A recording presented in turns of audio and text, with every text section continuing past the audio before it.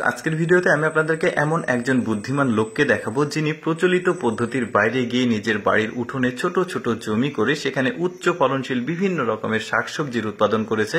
খুবই চমৎকার একটা ভিডিও, পুরোপুরি দেখতে থাকুন। যেমন দেখুন, এখানে তার বাড়ি রয়েছে, বাড়ির পাশেই একটা ছোট্ট উঠোন রয়েছে, আর এই উঠোনে ছোট ছোট করে জমি করেছে, সেখানে সবজি করেছে, টমেটো করেছে। দেখুন কি চমৎকার! এই টমেটো গুলো কিন্তু আবার উচ্চ ফলনশীল, এক থোকাতে অনেকগুলো ধরে। তারপরে দেখুন এখানে ছোট্ট একটা জমি, এই জমিতে কিন্তু পালং শাক করেছে, দেখতে বেশ চমৎকার। তারপরে কাঁচা মরিচও দেখা যাচ্ছে, কিন্তু আরো অনেক ধরনের সবজি কিন্তু আপনারা দেখতে পারবেন আজকের এই ভিডিওতে।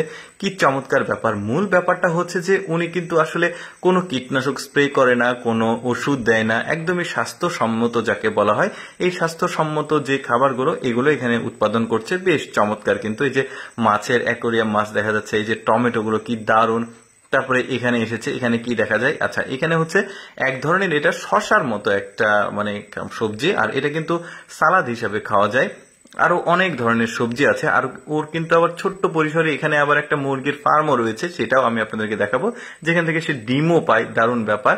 এটা শাক দেখতে পাচ্ছেন, মানে একটা ব্যতিক্রম ধরনের শাক দেখা গেল।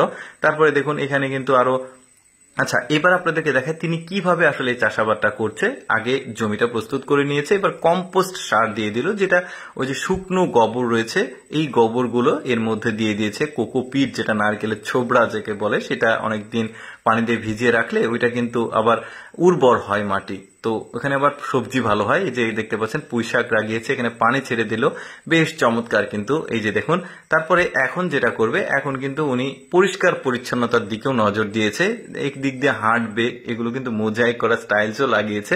বেশ চমৎকার! আসলে শৌখিন মানুষজন কিন্তু এই ধরনের কাজগুলো করে।